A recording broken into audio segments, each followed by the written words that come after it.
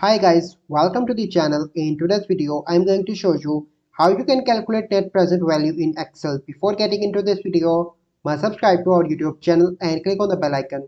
So here is the data on which I'm going to apply net NPV. So the first step you simply need to enter is equal to, then you need to type NPV and then you need to click on tab and then you need to select the rate. So this is the rate, okay.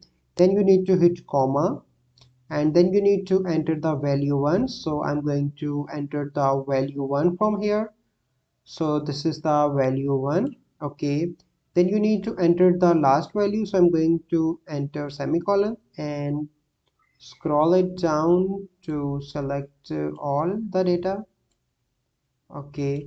Then you need to close the tab, okay.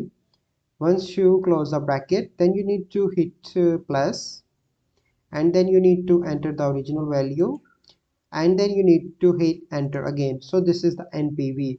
So this is the process by which you can calculate net present value in Excel. I hope you find this video helpful. If you find this video helpful, must like this video, subscribe to our YouTube channel for future videos. Well, see you in the next video. Thank you. Have a good day.